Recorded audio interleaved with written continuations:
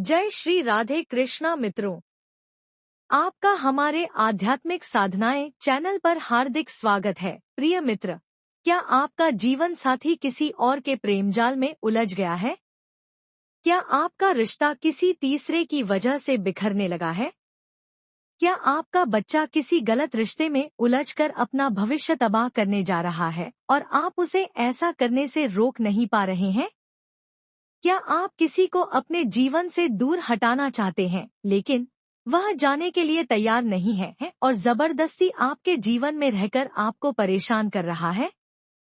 क्या आपकी आंखों के सामने आपके परिवार की सुख शांति छिनती जा रही है और आप बेबस बनकर देख रहे हैं?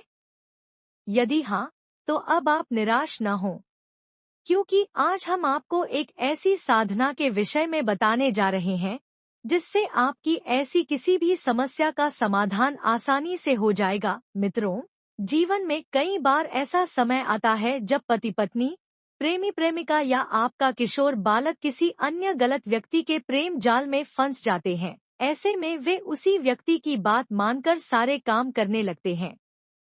यदि पति या पत्नी में से कोई किसी तीसरे व्यक्ति के मोह पाश में फंस जाए तो उनकी बसी बसाई घर गृहस्थी तबाह हो जाती है, और यदि कोई युवा बालक या बालिका किसी गलत प्रेम के चक्कर में पड़ जाए तो माता पिता और पूरे घरवालों की आंखों की नींद ही उड़ जाती है।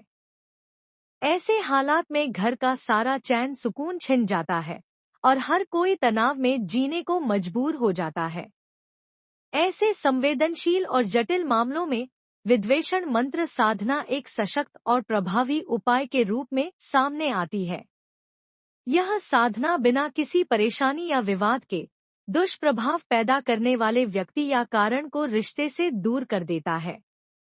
इसकी प्रक्रिया सहज होने के साथ साथ गूढ़ और प्रभावशाली भी होती है, जो बिना किसी प्रत्यक्ष टकराव के मनमुटाव उत्पन्न करके समस्या का स्थायी समाधान प्रदान करती है।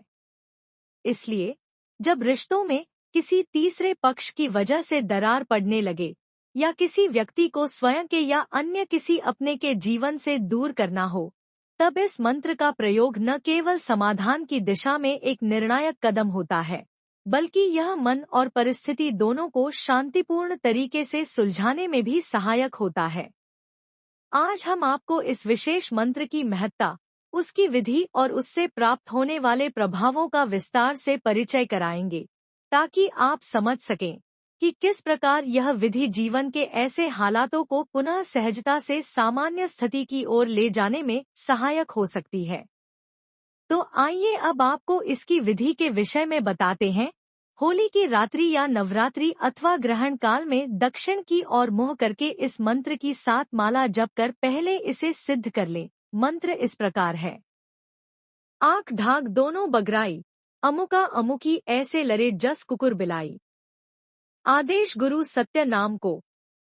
मंत्र पूरी तरह से सिद्ध होने पर जब भी आवश्यकता हो सूखी हुई ढाक अर्थात पलास की लकड़ियां ले आए और आग के 108 ताजे पत्तों पर काली स्याही से मंत्र जिसे आपने सिद्ध किया है लिख ले और अमुक और अमुकी की जगह उन व्यक्तियों का नाम लिखे जिनके मध्य झगड़ा करवाना हो, और आधी रात के समय एकांत में ढाक की लकड़ियों को जलाकर दक्षिण दिशा की ओर मुख करके एक बार मंत्र पढ़कर एक पत्ता डाल दे। मंत्र में भी नाम का उच्चारण करना है। इसी प्रकार एक एक कर मंत्र पढ़ते हुए सभी 108 पत्ते अग्नि में डाल दें। जब करते समय पूरी मनोयोग से उन दो व्यक्तियों के बीच विद्वेष उत्पन्न करने की इच्छा मन में रखें जिन्हें आप अलग करना चाहते हैं। निश्चय ही आपका मनोरथ सिद्ध हो जाएगा। दो व्यक्तियों को अलग करने, किसी को स्वयं से दूर करने या किसी तीसरे के कारण आपके संबंध में दूरी या परेशानी आ जाती है, तो ऐसी स्थिति में आप इस मंत्र साधना का प्रयोग करके अपना अभीष्ट कार्य सिद्ध कर सकते हैं। फिर भी यह आवश्यक है कि इस प्रकार के मंत्रों का प्रयोग अत्यंत सोच समझकर, आवश्यकता और न्याय संगत कारणों से ही किया जाए। अनावश्यक या गलत प्रयोग से न केवल संबंधित लोगों के बीच विवाद होता है, बल्कि जब कर्ता को भी नकारात्मक ऊर्जा और मानसिक असंतुलन का सामना करना पड़ सकता है। इस मंत्र के जप और विधि के बाद आम तौर पर उस स्त्री पुरुष के बीच मनमुटाव, विवाद और द्वेष उत्पन्न हो जाता है। यह प्रभाव लगभग निश्चित माना जाता है क्योंकि इसमें प्रकृति के तत्वों के साथ मंत्र और जप का संयोजन है। इस प्रकार ढाक के पत्तों पर लिखा यह विशेष मंत्र, जिसका जप और अग्नि संस्कार विधिवत किया जाता है, एक प्रभावशाली उपाय है। इसका प्रयोग केवल उचित और आवश्यक परिस्थिति में ही करना चाहिए। ईश्वर आप सभी के जीवन में सुख शांति बनाए रखें, यही हमारी ईश्वर से कामना है। यदि आपको हमारा चैनल अच्छा लगे तो कृपया इसे लाइक और सब्सक्राइब करें, ताकि हमारे वीडियो का नोटिफिकेशन आपको सबसे पहले मिल सके। जय श्री राधे कृष्णा।